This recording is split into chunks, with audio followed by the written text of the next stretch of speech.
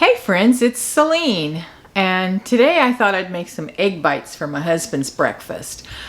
He does 1 month he does afternoons at work, and then the next month he goes in at the butt crack of dawn. He's up at 4 a.m. and I am a good wife. When he works afternoons, I make him a big full breakfast every single morning, pretty much 7 days a week, and I'm happy to do that for him. But when he has to get up at 4 o'clock and leave at 5:30ish, yeah, I'm not getting up and doing that, bless his heart, but I'm just not. And he doesn't want me to. So I try to have things that he can grab really quick in the fridge and just nuke real fast, because he doesn't cook. He's not going to do that for himself. He'll eat a couple pieces of bread or something, so I want him to have something, some protein in his belly before he goes to work, because he's a hard-working man. He works outside in the cold. He works outside in the heat in the summer. And I just want to make sure he's got some nutrition in his system during the day, because he doesn't eat lunch. So I can't let him go all day long. So this is one of the things that I do for him and for myself. And if you have a family, your family will appreciate this. And honestly, you're going to appreciate it, because you're not going to have to be doing the cooking every day. You'll have, they can fend for themselves. These are so easy, and they're really easy to make. You can bake them in the oven very simply at 350 for 20 to 25 minutes, and you put them in depends on how many you make or how big of a batch you make, but usually a 9x9 pan or a 9x13 pan, something like that. And then you just bake them for around 25 minutes until they're set well in the middle. But I'm going to make them in my Ninja Foodie today. So the recipe is exactly the same. Nothing changes. I'm just not putting it in the oven. I'm putting it in the Foodie, and I'll show you how to do that. So the first thing we're going to do is I have one of these little egg bite pans, and it holds 7, and I'm going to make a double batch of these, so I'll do this twice. I need to get a second pan like that. I got this, by the way. It comes with a lid. It's silicone. It can be used in a Ninja Foodie. It could be used in an Instant Pot, which is basically what I'm going to use on my Ninja Foodie today is the Instant Pot or the pressure cooking mode. So if you just have an Instant Pot, this works for that too. Like I said, I got this at Aldi's. You can get them at Walmart. You can get them on Amazon. I'll see if I can't find a link for you so that you can get one if you don't have one. Okay, so far I have 1, 2, 3, 4, 6 eggs in here. I'm going to put, let's see, there's 6. So I'm going to put about 9 or 10 eggs in here.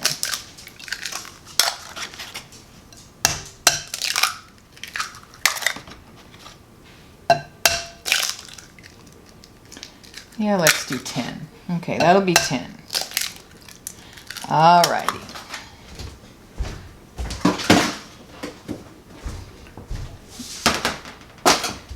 And I'm going to add, now if I were doing this in a 9x13, I would do probably 12.5 eggs, and if I was doing this in a 9x9, I'd probably do 12 eggs. Just put a little half and half, or you can do heavy cream, whatever, or milk, whatever you've got. You could even do water if you wanted to, but I think they're creamier and fluffier. They turn out better. So I'm just going to kind of whisk those up. First thing I do is always pop the egg yolks so that they whisk easier. And then they're not nearly as difficult to get all whisked up. Otherwise, those little egg yolks just kind of run around and escape you. I got one in there doing that now.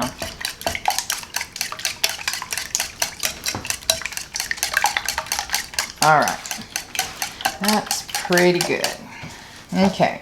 So then I'm just going to add some goodies to it.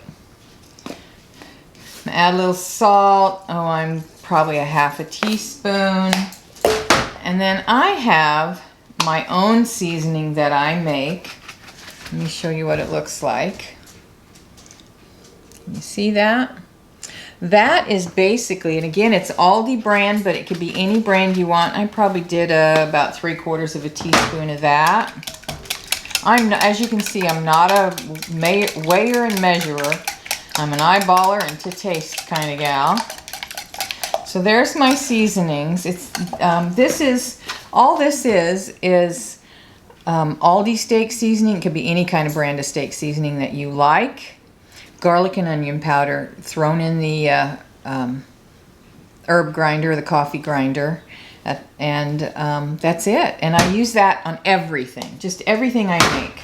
So there's the seasonings. I'm going to throw some green onion, and basically what this is onion tops from my garden last year. So I'm just going to kind of crumble them up a little smaller and put those in there.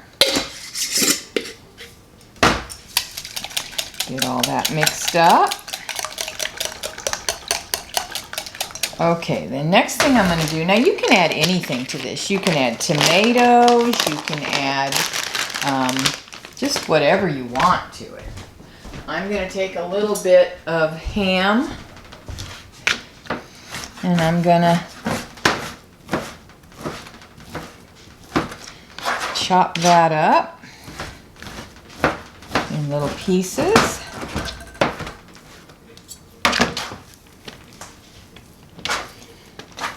Might have been probably a little bit too much ham for this amount, but you know what? That's okay. I want him to have his belly full whenever he goes to work on cold mornings like this. It's supposed to be 5 and 7 degrees the next couple of mornings. So I want him going with a warm breakfast in his belly. All right, so there's that. I am also going to add, if I can get it open, some shredded cheddar. And, I would say, that's probably was a half a cup. Get that mixed up good. My dog is down here at my feet because she's hoping I drop something. All right, that's good.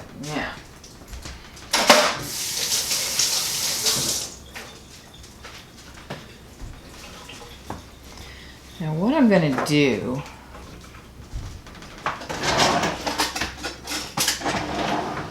is I'm going to try, and we'll see how this works. I'm going to try to pour this in here in the measuring cup that has a spout.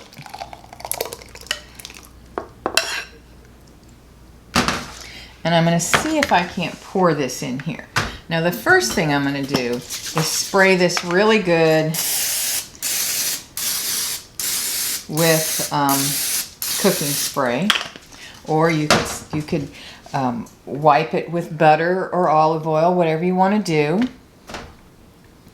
And then I'm just going to fill these. I'm going to keep them stirred though, because I don't want everything to go to the bottom. About 2/3 of the way.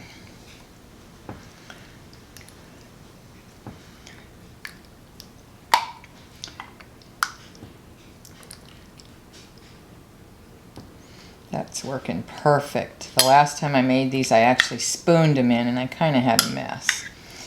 They were a little bit messy. Not bad, but all right. So I don't know if I said 2/3 of the way. Really, at least 3/4 of the way. They will poof up, but I don't care if they poof way up. That's okay. All right, so I'm happy with that. I am going to put my little lid on. Now I'm not going to push the lid down. I don't want it sealed. Here's my foodie. Has a basket. I'm going to put a cup of water in the bottom. Put it on my rack. And just put it down there. Now I know the Instant Pot that I had, and it was an Instant Pot brand, didn't come with something with handles like that. It just came with a little flat rack. So one of these ditties would be, awesome good for that. So anyway, I will try to find one of those and put a link for you so you've got it. Okay, so now I need, a foodie is different than an Instant Pot as there is 2 lids. This is the fryer browner lid, and then of course this is my Instant Pot lid. So I'm going to turn it on. We're going to set it to steam, 12 minutes, start, and that's it. So, all right, so we are back. So I just pulled them out. Because they're on steam, there's no release. I forgot to mention. See how easy they pop out of there? Look how pretty those look. Aren't those pretty? I forgot I said 1 cup. It should have been 2 cups of water for steam, although that 1 cup did fine. It should be 2, just in case. And I forgot to mention that you do not close your vent. You have it vented because it's on steam. If it's not vented, your machine won't know the difference between steaming and pressure cooking, and you'll pressure cook your eggs, and you don't want to do that for 12 minutes, that's for sure. So that's the first batch, nice and pretty. And I'm going to make a second batch. And then Bill, get out of that light there, Bill will be happy for the week. He will have a couple of egg bites every morning for breakfast, and he'll be a happy camper. And I will have done my job while I sleep. So that's it, friends. Thanks for joining me. See you again next time. Take care.